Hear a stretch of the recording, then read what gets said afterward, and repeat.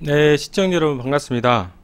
채널 615 오늘 121회입니다. 오늘 황선 진행자께서 부득이한 사정 때문에 제가 대신 나왔습니다. 저는 주권방송 대표이사 권호익입니다. 반갑습니다. 오늘은 나로 심각하게 전개되고 있는 이명박 정권의 공안 탄압이 한반도 전쟁 위기와 무관하지 않다, 맞닿아 있다, 이런 주제로 채널 615 121회의 문을 열겠습니다. 자, 한반도 오늘로 가겠습니다.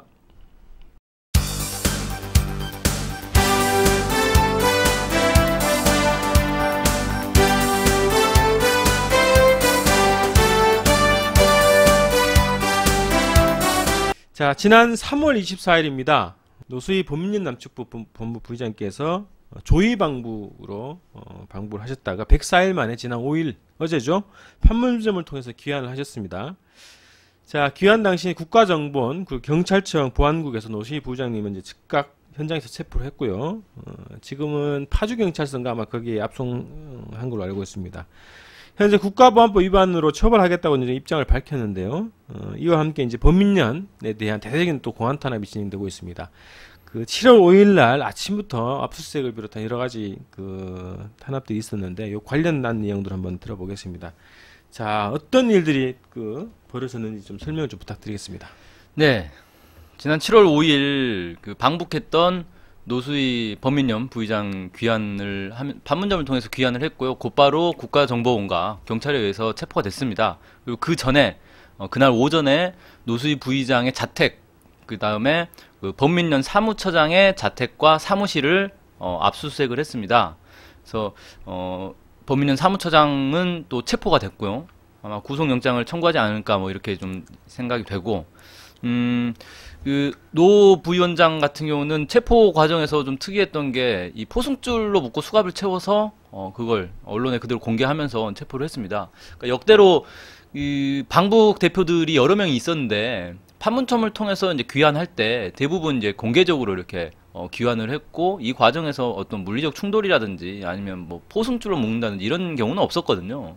대부분 자신들은 통일을 위해서 방북을 했다라는 그런 사명감을 가지고 있는 사람들이다 보니까 뭐 거기서 도주할 수 있는 뭐 상황도 안 되고 도주할 계획을 가지고 있는 사람들도 없고, 그래서 뭐 국정원 직원들과 함께 차를 타고 이렇게 이동을 하는 게 기본이었는데, 이번엔 특이하게 포승줄로 지금 노수희 부위원장 같은 경우는 연세가 지금 70이 다 된 그런 이제 노인분이신데 포승줄로 꽁꽁 묶어가지고 이렇게 끌고 가는 장면을 그대로 뭐 모자이크 처리도 하지 않고 수갑 찬 부분만 뭐 아주 일부분 모자이크 처리를 하고 그대로 이제 보여주면서 체포를 해갔습니다. 이렇게 해서 보면 이제 그 자택 뭐 압수수색이라든지 이런 걸 통해서 범민련을 집중적으로 탄압을 하려는 그런 이제 모습들, 조짐을 보이고 있다, 이렇게 볼 수 있겠습니다. 자, 그 7월 5일날 오전에 체포된 그 범민련 원진욱 사무처장은 지금 현재 갑상선 암 투병 중이라고 또 알려져 있습니다. 자, 그 얘기를 좀 더 해보면, 그날 7월 5일날 저희가 판문점 그 파주 지역에 있는 판문점 그 지역으로 갔었는데요. 거기에 이제 보수단체들, 좀 이따가 이제 통일로 가는 사람들에 의해서 영상을 보여드리겠습니다만, 그 보수단체들이 대대적인 또 반북 퍼포먼스 진행했습니다. 그것과 더불어서 정부 당국 차원에서 진행한 퍼포먼스가 바로 노수희 부의장에 대한 그 포승줄 연행이다. 저는 이렇게 규정을 하고 있습니다. 자, 그 노수희 부의장의 방북 활동이 뭐 국가보안법 위반이다, 이렇게 주장을 하고 있는데요. 뭐 심각한 문제가 있었어요? 네, 일단 지금 국정원과 경찰은 국가보안법 6조 잠입탈출죄를 적용하겠다, 이렇게 밝혔는데요. 이 6조 잠입탈출이 무슨 내용이냐면요. 그러니까 잠입탈출이라고 하면 보통 이제 우리는 흔히 북한에 잠입했다가 탈출한다, 이렇게 생각을 하기 쉬운데 그 반대입니다. 그러니까 국가의 존립 안전이나 자유민주적 기본 질서를 위태롭게 한다는 점을 알면서 이 북한에서 이 탈출을 해서 남쪽에 잠입을 한다. 아니죠. 그러니까 북한에서 남쪽으로 잠입을 하거나 아니면 이 북으로 탈출을 하는 그런 걸 죄로 이제 묻는 방북 자체를 탈출로 얘기하는 거고, 그렇죠. 방북했다 다시 귀환하는 걸 잠입으로 얘기한다는 거죠. 그렇죠. 예, 그렇게 우리가 쉽게 생각할 수 있는 것과 반대로 지금 헷갈렸네요. 해석을 하고 있고요. 그 다음에 그러니까 그 두 가지 내용으로 돼 있어요. 그러니까 국가 존립 안전이나 자유민주적 기본 질서를 위태롭게 할 목적이다. 혹은 이 지령을 받거나 목적 수행을 협의하기 위해서, 이 두 가지 내용으로 돼 있는데, 좀 노수희 부의장 같은 경우는 그 김정일 국방위원장 서거 100일 추모 행사에 참석하기 위해서 그런 목적으로 이렇게 간 것이기 때문에 이런 목적에 이제 맞냐, 이런 논란이 좀 벌어질 수가 있는 것이고요. 실제로 방북 활동에서 그럼 어떤 일들이 있었냐? 지금 언론에서는 뭐 이 북한을 찬양하는 그런 발언들을 엄청나게 늘어났다라고 얘기를 하고 있거든요. 실제 구체적으로 좀 보면 김정일 국방위원장님의 서거는 우리 민족의 가장 큰 상실이며 최대의 슬픔이었다. 뭐 이런 발언, 그 다음에 뭐 어디 기록, 이런 것들을 했다 그래요. 그 북의 언론에 이제 공개가 쭉 된 내용들인데, 이런 것들이 어떻게 보면은 이거 북한을 찬양한 발언 맞다, 뭐 이렇게 얘기할 수도 있는데요. 근데 이걸 노수희 부의장의 방북 자체 목적이 무엇인가를 생각을 해보면 꼭 그렇게 볼 만한 문제는 아니다라는 겁니다. 작년 말에 이제 김정일 국방위원장 급서 당시에도 그 남쪽의 여러 야당들과 통일운동 단체들에서는 정부 측에 조문을 요구를 했어요. 조문을 가라. 지금 남북 관계를 급 반전시켜서 화해 협력으로 나갈 수 있는 중요한 계기점이다. 조문을 가야 된다. 이렇게 얘기를 했고, 정부가 직접 가기 어려우면 민간 단체들의 조문을 허용해라. 전면 허용해라. 이렇게 요구를 했었거든요. 그러니까 근데 조문 가가지고 뭐 하겠습니까? 조문 가가지고 무슨 반북, 반공 이런 얘기를 하지는 않을 거 아닙니까? 그냥 인간적인 예의라고 생각을 하고요. 그 외 그렇게 그것 말고도 생각을 해보면 이 6.15 공동선언 이후, 그리고 그 이전에도 여러 정치인들이나 기업가들, 관료들이 북을 많이 방북을 했는데, 북을 방북해서 이런 류의 발언들은 많이들 해왔다는 거예요. 그러니까 남쪽에는 별로 공개가 되지 않았지만, 지난번에 그 북에서 그 박근혜 지금 뭐 대선 후보라고 할 수 있겠죠. 박근혜 대선 후보와 그 다음에 그 새누리당의 여러 인사들, 그 다음에 남쪽의 언론들, 이 북에 와서 어떤 발언을 했는지 공개를 할 수도 있다. 뭐 이렇게 얘기하지 않습니까? 공개하면 까무러칠 것이다. 뭐 이런 얘기를 했는데, 실제로 북에 가가지고 북한을 칭송하는 그런 발언들을 많이 한다는 거예요.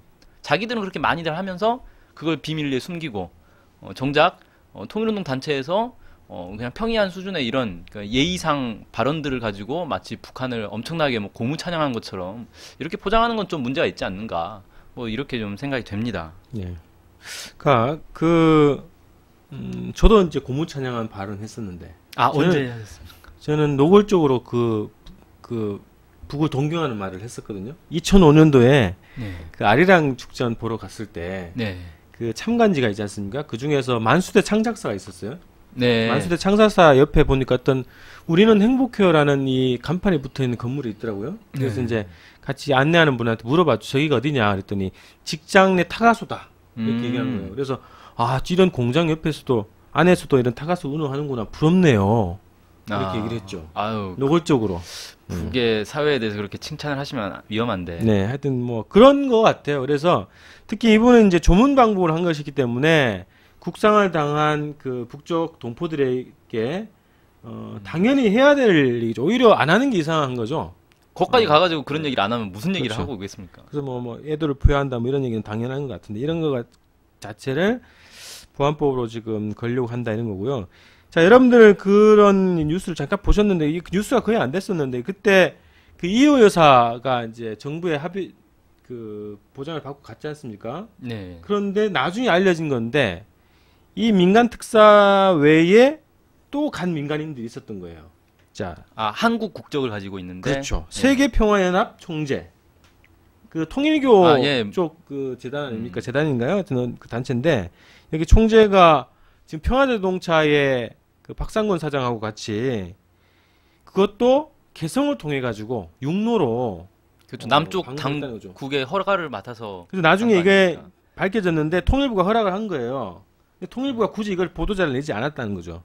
조용히 갔다 올 수 있게. 그래서 나중에 이제 밝혀졌지만, 자, 이런 분들은 뭐 신청을 하면 가는 거고, 그 노수희 회장님을 비롯해서 통일운동 단체에서 얼마나 많이 요청을 했습니까? 민간 조의단을 보내라. 그렇죠. 그때 당시에 그 장례식 전에 안 보냈으니까 100일 때라도 보내달라 이렇게 요청을 공식적으로 다 했단 말이죠. 통일부가 이중잣대를 한 거예요. 그러니까 통일부 자체의 이중잣대의 문제를 우선적으로 제기해야 되는 문제다. 저는 그렇게 생각을 하게 됩니다. 자, 그래서 저는 이제 그래서 노수희 부의장님께서는 민간 통일 전령사다. 오히려 앞장서서 이 체포와 구속을 각오하고 민족 문제를 풀기 위해서 선도적으로 갔던, 그리고 남쪽 민심을 대변한 민간 통일 전령사다, 이렇게 규정을 해야 되겠다는 생각이 듭니다. 네. 자, 그리고 최근 종북 논란과 함께 공안 탄압에 그 열을 올리고 있는데, 그죠? 며칠 전에 이제 아이 돌잔치 앞둔 아버지가 구속됐지 않습니까? 네, 그렇습니다. 그러니까 7월 4일이었습니다. 7월 4일 그 민주민생평화통일 주권연대라는 단체가 있는데, 여기 사무부총장을 하고 있는 이희철 씨가 국가보안법으로 구속이 됐습니다. 여기는 좀 이제 특이한 게, 원래 이제 학생운동을 하던 사람이거든요. 한총련 의장을 했습니다. 2000년에. 한총련 의장을 하고, 그 이후에 이제 수배 생활을 했어요. 한 10년 정도 수배 생활을 하다가 구속돼서, 재판을 받고 나왔거든요. 나오고 군대를 또 갔어요. 그래서 군 복무를 끝내고 나오자마자 압수수색을 당해가지고, 이제 뭐, 조사를 받다가 중간에 갑자기 이제 와서 구속영장을 청구를 했습니다. 그래서 구속영장을 청구해서 그 실질 심사를 하러 제발로 갔죠. 제발로 갔는데 도주 우려가 있다면서 구속을 시켜버리는 거예요. 이게 경찰이 그 구속영장 청구를 한 거라는 거죠? 검찰이 한 걸로 알고 있는데. 경찰이 직접 했다는 얘기가 있고, 경찰이 직접 할 수 있다고 또 얘기하네요. 그런가요? 예, 예. 네, 정확한 정보가 없어가지고. 네, 그렇게 됐습니다. 근데 좀 특이한 게, 이제 이분이 작년인가 결혼을 했어요. 결혼을 해서 지금 아이가 이번 주말에 돌이 됩니다. 그래서 돌잔치를 계획을 하고 있었거든요. 광주에 그 부모님이 전라남도에 사셔가지고 광주에서 돌잔치를 하기로 계획을 다 해놨는데, 지금 뭐 3, 4일 앞두고 갑자기 구속이 되는 바람에 돌잔치도 지금 취소가 되고, 뭐 그 집안은 상당히 좀 어려운 상황에 처했다, 뭐 이런 얘기를 좀 들었습니다. 좀 이건 실제 뭐 법적인 문제를 떠나서 인륜적으로도 하필이면 돌잔치 앞두고 구속영장을 청구하는 그 의도가 뭔지 정말 참 이해할 수가 없습니다. 예, 이명박 정부의 특징이 그거죠. 1년도 천륜도 없다. 방금 앞서 말씀드렸던 것처럼 노수희 부의장에 대한 포승 압송, 뭐 이런 것도 그렇고요.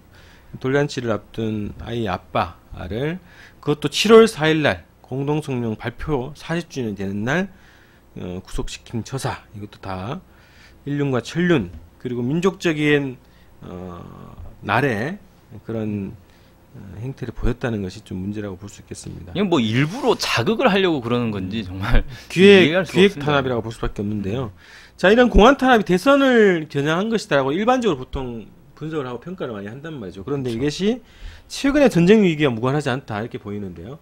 네, 그러니까 원래 항상 전쟁을 할 때 전쟁 준비하는 과정에서 중요하게 나서는 건 아무래도 이제 군대들의 이제 준비 상태 아니겠습니까? 근데 군대 준비만 준비가 아니라 실제로 나라 전체가 전쟁에 대비하는 그런 이제 태세를 갖춰야 되는데, 뭐 예를 들어 민방위 훈련을 한다거나 뭐 이런 것들, 이제 전시 동원 체제로 이렇게 전환이 되는 그런 것들이 필요한데, 그 중에 하나가 전쟁을 반대하는 세력들을 사전에 제거를 해놔야 된다는 거예요. 그래야 전쟁을 하는데 뭐 국민들 내에서 전쟁하지 말자 이런 여론이 나와버리면 안 되는 거기 때문에, 평소에 이렇게 반전, 평화 이런 것들을 주장하는 그런 인사들, 단체들에 대해서는 미리 사전에 좀 탄압을 해서 제거를 해놓는 게 이 전쟁 준비의 어떤 징후다, 이렇게 좀 볼 수가 있겠는데, 최근 들어서 지금 한반도 전쟁 위기가 상당히 심각해지고 있지 않습니까?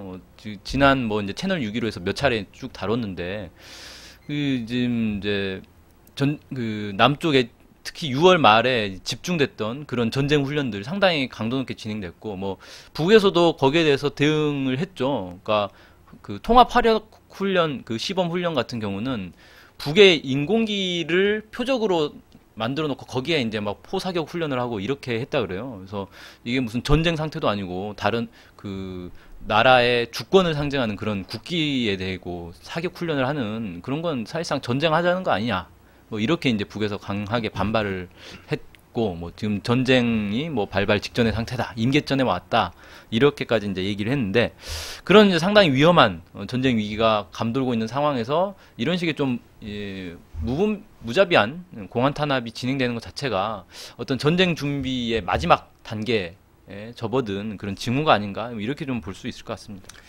네, 최근에 뭐 집중적으로 통합신분당 사태도 마찬가지지만 평화통일 세력들에 대한 집중적인 탄압이 지금 벌어지고 있고 앞으로도 계속 이어질 걸로 보이는데요. 네. 자, 지금 뭐 그 언론계 기자들 내에서는 파다하답니다. 지금 조직 사건이 준비되고 있다 이런 얘기들이 뭐 파다하다고 이제 통합진보당 내 조직 사건 말씀. 하여튼 모르겠습니다. 하여튼 뭐 네. 진보 진영에 대한 그 공안 탄압 조직 사건 얘기들이 뭐 파다하다고 하는데요. 시기만 뭐 저울질하고 있다는 얘기들이 많이 나오고 있답니다. 그래서 실제로 지금 이게 대선을 앞둔 단순한 그런 행보를 뛰어넘어서 전쟁 준비를 하고 있는 그 양태다. 이렇게 좀 분석도 가능하다 이렇게 좀 생각이 되고요. 자, 이 와중에 지난 3일날 또 이명박 대통령이 또 위기 증폭 발언을 또 했다고 하는데요. 예, 그러니까 지난달 29일이 그 연평해전이라고 흔히 부르죠. 서해에서 이제 그 세 차례의 그 군사적 물리적 충돌이 있었는데 그 두 번째 충돌을 이제 남쪽에서 이제 뭐 제2 연평해전이다 뭐 이런 식으로 얘기하는데 10주년이었다 그래요. 그래서 여기에 참석을 해서 이제 그 참석한 배경에 대해서 이 원로회의 그 국민 원로회의에서 그 대통령이 직접 가서 이제 관련한 얘기들을 하다가 그런 얘기를 했다 그래요. 북한이 어떤 도발을 해도 몇 배로 대응할 것이다. 뭐 이렇게 좀 강조를 했고, 중국도 북한 편이 아니기 때문에 국제사회에서 북한 편을 들지 않을 것이다. 뭐 이런 이제 발언들도 했고요. 그래서 마치 이걸 이제 그냥 해석해 보면 북한에서 뭐 특별 행동을 한다고 하는데 우리는 거기에 대해서 몇 배로 대응을 할 것이고 중국도 뭐 도와주지 않을 것이기 때문에 전쟁에서 이길 수 있다.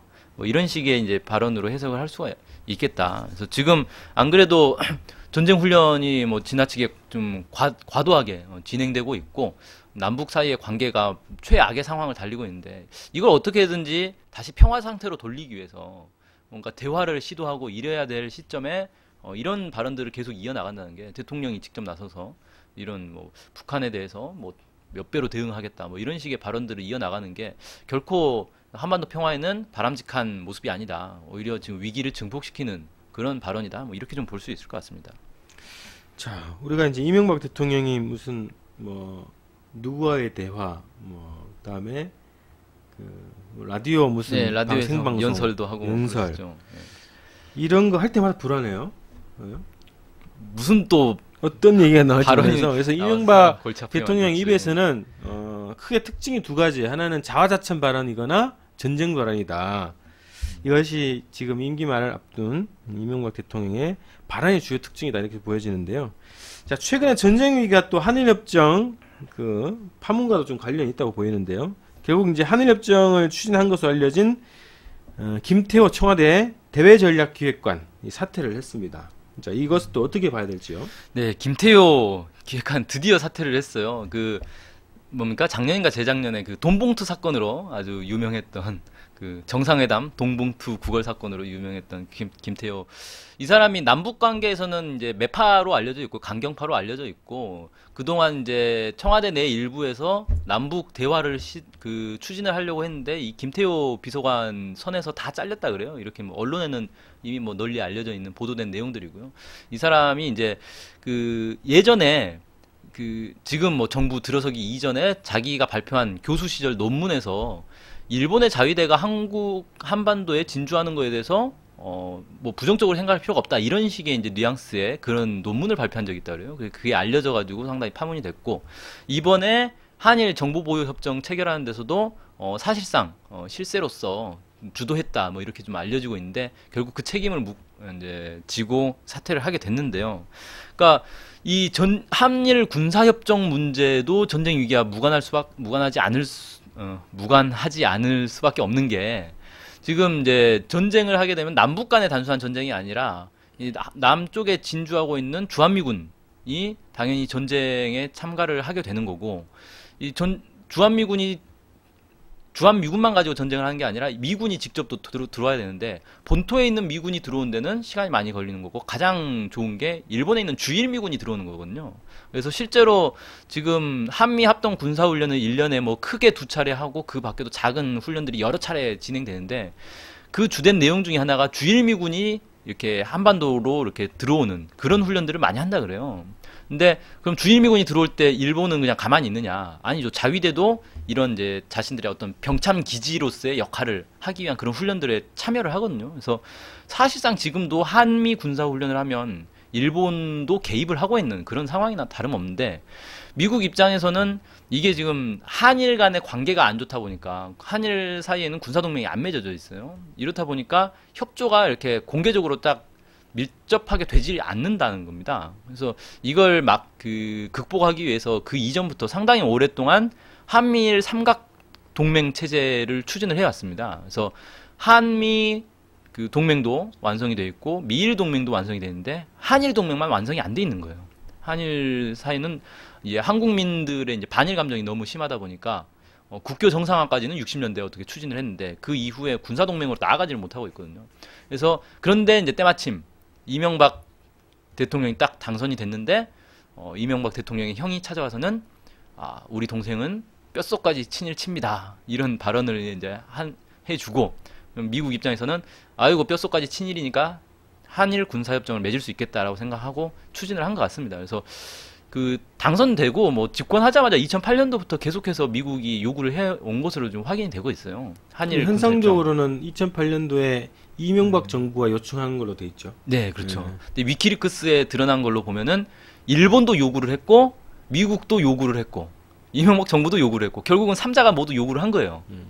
그래서 3자의 뜻이 딱 맞아가지고 추진을 했는데 아무리 그래도 대통령이 아무리 뼛속까지 친일이어도 국민들은 아니지 않습니까? 그러니까 이걸 공개적으로 못하고 숨겨서 하다가 지금 이제 이 사단이 나게 된 건데 결국 이 한일 군사협정을 맺는 목적은 한미일 이 삼각동맹을 완성하기 위한 거고 한미일 삼각동맹은 뭐냐? 결국은 이 한반도 동북아 지역에서 전쟁을 치르기 위한 어떤 완성 단계, 전쟁 준비의 완성 단계다. 뭐 이렇게 볼 수가 있겠다. 그래서 지금 이명박 정부 임기도 얼마 안 남았는데 이렇게 무리하게 추진하는 이유 중에 하나도 뭔가 좀 시급하다. 빨리 체결해야 될 필요성이 있다. 뭐 이런 게 있지 않고서야 이렇게 무리하게 추진할 이유가 없는 거고 그런 이제 이유가 뭐가 있겠는가? 결국은 좀 상당히 전쟁 위기가 증폭되고 있는데 거기에 대한 어떤 준비 과정이 아닌가 이렇게 의심을 해볼 수 있다는 거죠. 자, 방금 말씀하셨던 것처럼 이게 그 비공개로 또 대통령이 자리를 비운 사이에 그것도 속전속결로 체결을 했다는 거 아닙니까? 그래서 그렇죠. 협정문에 서명하기 몇 시간 전에 이제 철회를 공식적으로 한 건데, 자, 이게 이런 식으로 지금 움직임을 보이는 것은 전쟁이 임박해 있다 이런 느낌을 줄 수 있거든요. 그렇죠. 지금 공안 탄압이 지금 뭐 도로 넘어가고 있고 또 한일 군사 협정, 그래서 한미 동맹을 완성하는 것이 굉장히 속전속결로 지금 뭐 사인만 하면 끝나는 거 아닙니까? 그렇죠. 지금 뭐 국민들 눈치 보느라고 안 하고 있는 그래서 거지. 국회도 무시할 것 같아요. 국회도 무시하고 뭐 일방적으로 가고 있는데, 자, 이런 상태면은 뭐 전쟁이 코앞에 와 있다 이렇게 보여지는데 어떠십니까 보시기에? 네, 그 한일 군사협정 그리고 한미일 삼각동맹에서 핵심이 뭐냐면 그 미사일 방어 체제입니다. 그러니까 지금도 그 정보보호 협정을 체결하려고 하는데 정보보호 협정이라는 건 그 군사 정보를 상대방 국가에게 넘겨주겠다는 거거든요. 넘겨줬을 때 그거를 기밀로 잘 보호해주겠다 그 내용인데 군사 정보 중에서 지금 핵심은 뭐냐면 북에 대한 그 정찰 정보인 거고 북에 대한 정찰 정보 중에서도 이제 핵심은 북에서 미사일을 발사할 때 그 정보를 서로 공유를 해서 미사일 방어망 남쪽에서 뭐 패트리어트 미사일 그 뭐 일본의 자위대의 그 이지스함 이런 것들이 북에서 발사한 미사일들을 효과적으로 요격을 하겠다 뭐 이런 겁니다. 근데 이걸 누구를 위해서 요격을 하냐면 사실 이게 미국을 위해서 요격을 하겠다는 거예요. 지금 전쟁이 나면 북의 미사일이 어디로 가느냐? 가장 이제 미국이 두려워하고 있는 건 대륙간 탄도 미사일이 미국 본토를 때리는 거고, 그 다음에 이제 이 장거리 미사일, 중거리 미사일들이 미군 기지들, 괌, 하와이, 그 다음에 일본에 있는 미군 기지들을 때리는 거거든요. 이런 것들을 막기 위해서는 결국 미사일 방어망을 만들어놔야 되는데 이게 지금 한일 간의 군사 정보가 공개적으로 이렇게 주고받을 수 없는 이제 조건이다 보니까 미국 입장에서는 지휘하는데 비효율적인 게 있는 거예요. 그래서 이걸 이제 완성하려는 거고, 그렇게 보면 미국이 전쟁을 하기 위해서 가장 중요한 건 자신들이 피해를 덜 입어야 되는데, 자신들이 가장 큰 피해를 입는 게 북의 미사일이고, 북의 미사일을 무력화시킬 수 있는 MD 시스템을 완성하는 게 전쟁 준비에서 가장 중요하다. 그걸 지금 미국이 추진하고 있는 거거든요. 그래서 상당히 지금 위험한 시점 아닌가. 이게 뭐 한국의 국방부는 한국형 MD다 뭐 이런 식으로 얘기하는데, 그럼 사실상 말장난인 거거든요. MD라는 게 그 발사 시점에서 요격하는 것, 중궤도에서 요격하는 것, 그 다음에 대기권 밖에서 요격하는 것 다 나눠져 있습니다. 이걸 종합해서 MD라고 하는 것이기 때문에 뭐 한국형 MD다 이건 말장난에 불과한 거고, 결국 미국이 추진하는 전체 MD 시스템의 일부를 맞는 것이다 이렇게 보는 게 맞죠.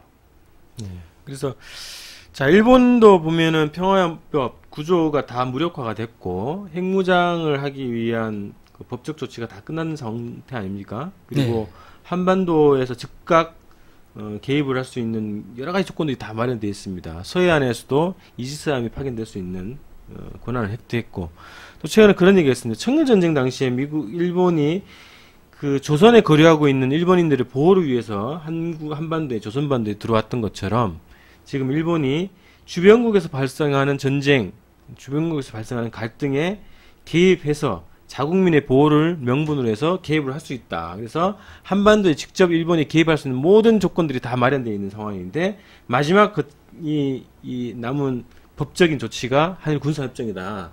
이런 또 얘기를 하고 있거든요. 이것이 완성되는 순간 곧바로 한반도가 전쟁의 불구름 속으로 들어갈 수밖에 없는 그런 위험한 협정이라고 볼 수 있겠어요. 그래서 자, 지금 뭐 오늘 뭐 토요일 지금 뭐 종합청사 앞에서 이 한일 군사협정 반대를 위한 그 집회가 지금 대규모 집회가 지금 준비되어 있는데요. 자, 우리 네티즌들, 우리 국민들이 이 한일 군사협정입니다. 실제는 군사협정이죠. 뭐 정보보호협정이라고 그 말장난을 해놓는데 실제는 군사협정이죠. 이 협정을 반대하기 위한 이것이 이제 전쟁을 반대하는 것이고요. 또 미국의 한반도 전쟁 책동을 또 반대하는, 또 미국을 정확하게 또 규정하고 미국의 책임, 미국의 역할, 배후에 미국이 있다. 최후 기획자와 조종자가 미국이다라는 것을 정확하게 인식하고 함께 수행에 동참해 주시기 바랍니다. 자, 한반도 오늘에서 또 이번엔 또 특별 코너입니다. 자, 정세 동향은 있었는데 종미 동향은 처음이에요. 그죠? 네. 정세 동향을 저희가 분석을 했는데 이번 특별 코너 오늘 처음 선보입니다. 종미 동향입니다. 종미 동향 대충 아시겠죠? 자, 종미는 반북이고 반통일이다.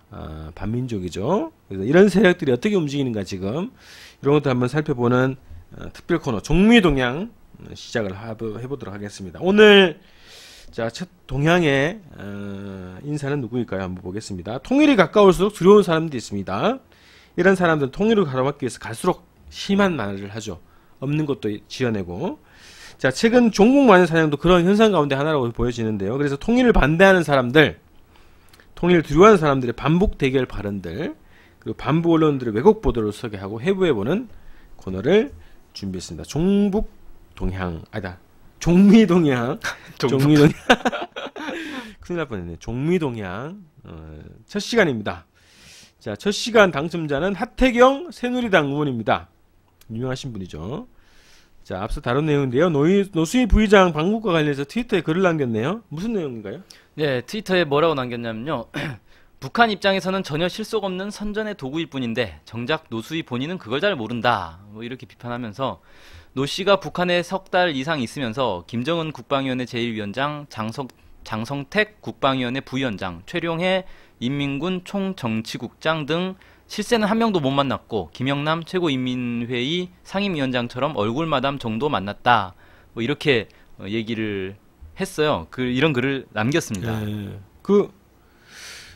이 사람이 북을 잘 모르시는군요. 한때 통일운동 했다는 사람인데 김영남 최고인민회의 상임위원장은 국가를 거의 대표하는 분이죠, 대외적으로. 그렇죠. 그러니까 국가 주권이 인민회의에 있는 거고 인민회의의 상임위원장이기 때문에 사실상 국가 주권을 대표하는 대외적으로 대표하는 네. 그런 사람이다 이렇게 볼 수 있죠. 정상회담 때도 그저 독대를 했죠. 네. 독대가 아니라 이제 정상 만나면서 함께 이제 회의도 하고 그랬던 분인데 이분이 뭐 얼굴 마담이라고 주장하는 하태경 씨는 아유 부끄럽네요. 한때 통일운동 했다고 하는 사람이 이 정도 또 까이 없다는데. 그 참 저는 이 트위터 글을 보면서 무슨 생각이 들었냐면 그러니까 노수희 부의장이 북한 입장에서는 전혀 실속 없는 선전의 도구인데 정작 본인은 모른다 그랬는데 자기 얘기를 하는 거 아닌가. 뉴라이트 입장에서는 별 실속 없는 선전 도구인데 본인만 모르고 있는. 예. 지금 뭐 사실 하태경 새누리당 의원이 뭐 선거 운동 기간에도 그렇고 지금도 그렇고 당선된 이후에도 그렇고 하는 일이 뭡니까? 하는 일은 그냥 그 뉴라이트 대변하면서 이렇게 반북 발언 늘어놓기 뭐 이런 거 외에는 사실 하고 있는 게 없거든요. 의정 활동은 안 하는 거죠? 뭐 아직 뭐 국회가 개원 안 이제 막 개원했으니까 개원했죠. 뭐 이제 뭐 뭘 할지 모르겠는데 아마 뭐 해봐야 북한 인권법 뭐 이런 거 가지고 주로 하지 않겠어요? 이런 걸 하려고 애초에 국회의원 된 사람이다 뭐 이렇게 보여지는 거고. 그 신지호 의원 있죠.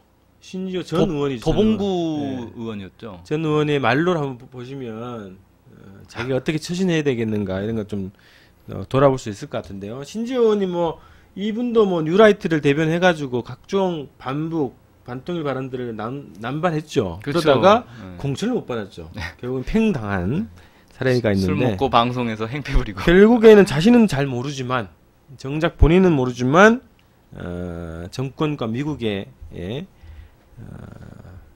그 도구로 사용되고 있다. 이런 것을 정확히 인식을 하셔야 될 것 같습니다.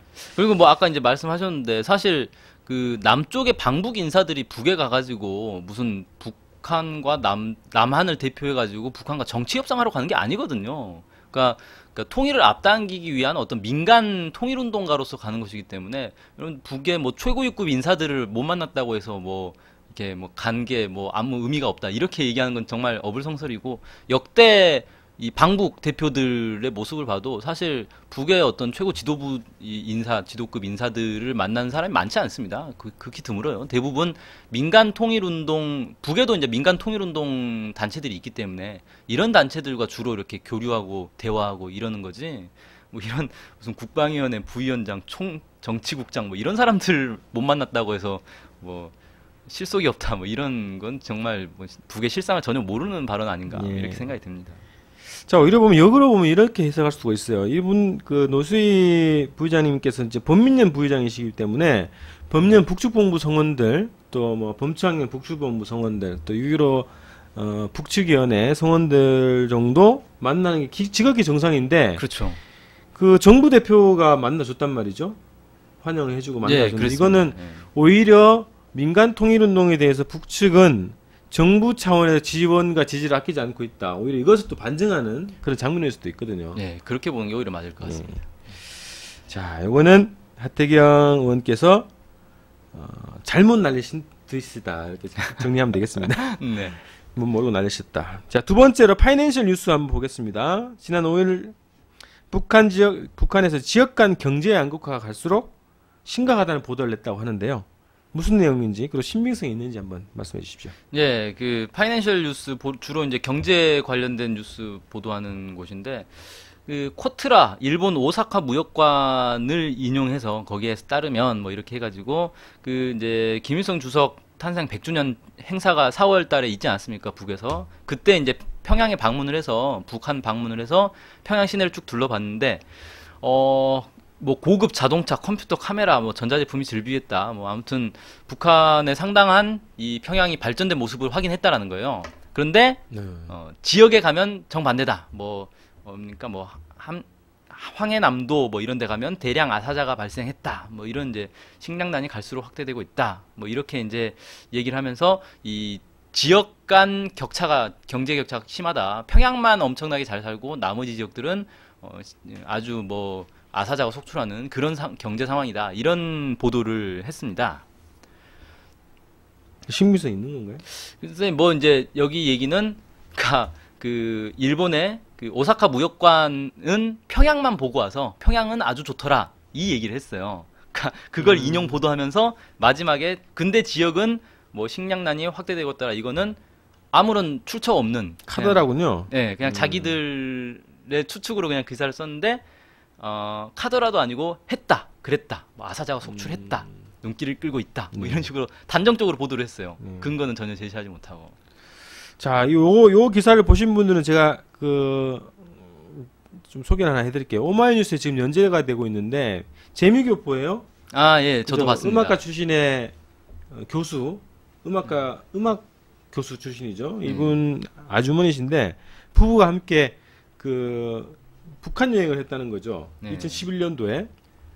그래서 갔다 와서 이제 방북기를 연재를 하고 있는데 그거 한번 보시면 아주 재밌습니다. 이 기사와 대비를 해서 보시면 이 기사가 신빙성 있는지 없는지 또 확인할 수 있을 것입니다. 네. 야, 그 내용 재밌더라고요. 보니까 뭐 자유롭게 북한 전역을 돌아다닐 수 있는 또 분위기라고 하네요. 남쪽에 그 모 언론인께서 자기 방북해서 취재할 때는 제대로 취재 못했는데 왜 관광객들한테는 다 막 보여주느냐.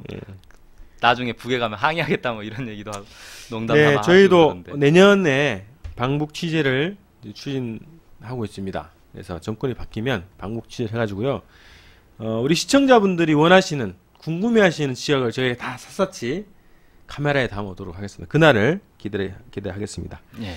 자, 파이낸셜 뉴스가 왜 이런 보도를 하는 걸까요? 그 기자 이름이 김태경 기자예요. 하태경 아까 앞서 네네. 하태경 의원 얘기를 했는데 이름이 비슷해서 그런지 저는 이렇게 생각합니다. 최근에 이 평양에 올해가 이제 김일성 주석 탄생 100주년이다라는 걸 이제 계기로 해서 북에서 상당히 경제 성장, 뭐 경제 강국 이런 걸 강조를 많이 하지 않았습니까? 그래서 평양 시내에 상당히 단장을 잘했어요. 만수대 거리, 뭐 살림집, 뭐 이런 것들 쭉 사진이 지금 계속 나오고 있는데 이걸 뭐 다 차단할 수가 없습니다. 언론에 뭐 외국 언론사들이 가가지고 4.15 때 엄청난 취재를 해가지고 다 보도를 했거든요. 근데 보면은 이게 그냥 딱 봐도 초호화 아파트들이 쫙 들어서 있습니다. 그러니까 우리 꼭 강남에 가면 이렇게 뭡니까 어디 타워 팰리스? 예, 지역에 있던 사람이 강남 가면 막 눈이 휘둥그레지지 않습니까? 네. 초고층 빌딩들이 쫙쫙 이렇게 늘어서 있는데 그런 식으로 이제 북한도 돼 있다는 거예요. 그런 걸 보면서 야 북한이 막 헐벗고 굶주리고 못 살고 있다 이런 얘기를 더 이상 할 수가 없는 거죠. 이건 사진으로 눈으로 이제 보여주는 거니까. 약발에 떨어지는 거죠. 예. 그러니까 이제 작전을 바꾼 거예요. 두 가지로 이제 보통 작전을 짜는데 어떻게 하냐면 저런 초호화 아파트에는 특권층만 산다. 여전히 서민들은 못 산다. 이런 간부들이 간다. 예, 뭐 그런 식으로 이제 주장을 하는 게 있고요. 또 하나는 평양은 잘 사는데 지역은 못 산다. 이런 식으로 이제 얘기를 하는 거예요. 그러니까 결국은 뭐냐면 북한 전체가 경제적으로 궁핍하다라고 지금까지 계속 얘기를 해왔는데 지금까지 떠들어왔는데 그게 아니라는 게 이제 들통이 나니까 어떻게든지 계속 유지를 해야 될 거 아닙니까? 그동안 해왔던 거짓말을. 그러려니까 평양만 잘 산다. 평양의 특권층만 잘 산다. 이런 걸로 이제 한 발 물러선 거죠. 그러다가 이제 지역들도 이렇게 차츰 막 언론에 쭉쭉 공개되면 아마 지역과 뭐 평양만 잘 사고 지역은 못 산다 이런 이제 보도도 줄어들겠죠. 그렇게 되면 이제 보여주는 곳만 잘 산다 뭐 이런 식으로 하거나 아니면 특권층만 잘 산다 이런 식으로 하거나 뭐 그런 식으로 계속해서 발뺌을 하는 그런 것 아닌가. 어쨌든 결국은 이겁니다. 북의 이제 이 경제 상황, 사회의 실태가 외국 언론에 의해서 공개가 돼버리니까 남쪽 언론들이 도피처를 찾고 있는 상황 아닌가. 뭐 이렇게 좀 해석을 해볼 수 있겠습니다. 예. 뭐 하여튼 요거는 북이 이제 지방까지 평양 수준까지 올라올 때가 되면 이제 이런 보도는 더 이상 나오지 않겠네요. 그렇겠죠. 네. 뭐 그동안 한번 기대를 시간이 좀 필요할 것 같습니다. 저희가 또 보기에도 지방은 아직까지 평양만큼 이렇게 발전되거나 그렇게 이제 개건 현대화 뭐 이런 것들이 지금 한참 되고 있는 과정, 그러나 이제 그 수준까지 이르지는 못했다 이렇게 저희들도 또 나름대로 분석을 하는데 이렇게 파이낸셜 뉴스처럼 그렇게 극명하게 양극화다 이렇게 보기는 어렵다. 저희는 이렇게 좀 분석을 하게 됩니다.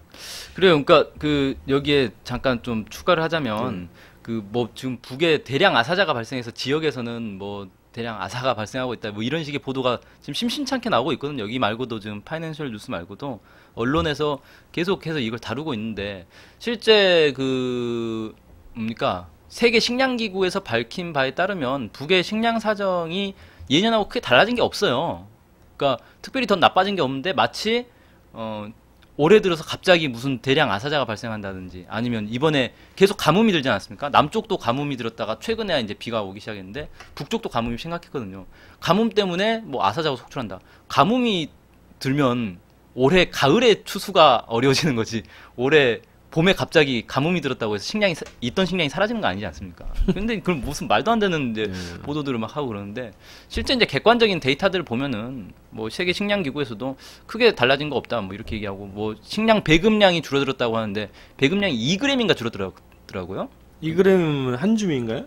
2g이면 쌀 몇 톨 정도? 몇 톨 수준인 것 같은데 그걸 줄어들었다고 해서 뭐 엄청나게 배급량이 줄어든 것처럼 이렇게 보도를 하고 뭐 그런 식으로 이제 얘기를 하고 있는데 좀 너무 이 사실에 근거하지 못한 그런 보도들이 아닌가 생각이 됩니다. 2g이 줄어들었다는 건 어떻게 알았을까요? 북이 발표했나? 모르겠어요. 발표하지 않은 이상 그 알기가 어려운데요. 자, 그래서 이분들이 이렇게 이런 기사를 써내는 목적은 비가 와도 가물어도 눈이 많이 와도 북은 경제적으로 궁핍할 수밖에 없다라는 것을 기본 틀이 있어요. 이분들은 모든 조건들이 다 북이 어렵고 힘든 아사자가 발생할 수밖에 없는 그런 상황이다라는 것으로 다 기여시키기 위한 근거들로 다 삼기 때문에 뭐 콩으로 매주를 쏜다 해도 이분들은 믿지 않을 것이다. 그렇죠. 뭐 이런 생각이 드네요. 네. 자, 다음 주에 또 특별 코너 종미동향 이걸 한번 기대를 해보면서 오늘 한반도 오늘 여기서 마치겠습니다. 수고하셨습니다. 감사합니다.